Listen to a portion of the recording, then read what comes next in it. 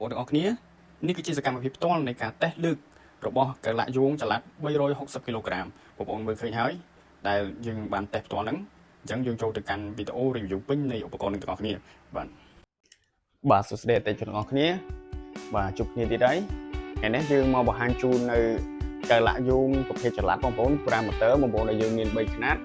មានខ្នាត180គីឡូ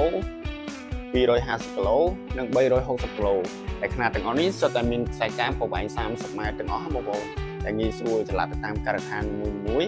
បាទហើយខាងយើងខ្ញុំក៏មានប្រភេទជា tele វិជាខ្សែនិង tele វិជាមានខ្សែដែលក្នុងឈុតរបស់វាហ្នឹងមកជាមួយហ្មងគឺមានប្រភេទ tele មានខ្សែនេះមកជាមួយហើយបើសិនជាបងប្អូនចង់ទិញ tele វិជាអត់ខ្សែបងប្អូនអាចថែម$25ទៀតដើម្បីយកtele ដែលអត់ខ្សែ wireless នេះបងប្អូនអញ្ចឹងហើយបងប្អូនវិជាការប្រើប្រាស់របស់វាគឺងាយស្រួលប៉ុន្តែបងប្អូនត្រូវដឹងថាពេលដែលយើងប្រើទៀតហើយខ្សែវានឹងច្រើនអញ្ចឹងនៅក្នុងប្រហោងហ្នឹងបើសិនជាយើងយកធ្ងន់ទៅវាអាចនឹងទៀតចាំខ្ញុំដាក់រូបឲ្យបងប្អូនមើលពេលដែលខ្ញុំតេស្តទៅវាឃើញជាអញ្ចឹងមានន័យថាពេលដែលយើងប្រើនៅពេលដែលប្រើនៅខ្លីៗយើងត្រូវកាត់ខ្សែកាបចោលខ្លះបងប្អូនដូចទៅនេះអញ្ចឹងខ្ញុំអានកាត់ខ្សែកាបចេញព្រោះខ្លីៗអញ្ចឹងដើម្បីកុំឲ្យវាជាបងប្អូនអញ្ចឹងយើងត្រូវប្រើតាមស្ថានភាពនៃការងាររបស់យើងបងប្អូនហើយតាក់ទងនឹងតម្លៃមួយនេះគឺ360គីឡូនេះគឺតម្លៃវា$170 250គីឡូនេះគឺតម្លៃវា$160និង180គីឡូនេះគឺតម្លៃវា$140ទេបងប្អូនអញ្ចឹងខ្ញុំអាចតេស្តជូនបងប្អូនមើលបន្តិចបាទមកឥឡូវយើងទៅធ្វើការតេស្តទាំងអស់គ្នា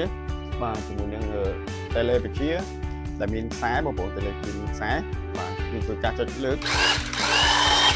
និយាយទៅគឺលឿនមែនទេបងប្អូនសារកន្លែងរបស់ខ្ញុំជាខ្ញុំមិនអាចលើកជំនុំធ្ងន់ជូនបងប្អូនបានទេបងប្អូនเคยចាប់ហើយគឺកន្លែងយើងនិយាយមែនទេហើយទៅមុនក្រុមនេះក៏មិនចោលដែរបងប្អូនទុំ25គីឡូដែរពួកវាដៃសុទ្ធបងប្អូនបាទឥឡូវយើងមកមើលការជា tele អត់ខ្សែម្ដងបងប្អូនណាចឹងខ្ញុំធ្វើការស្តាតមក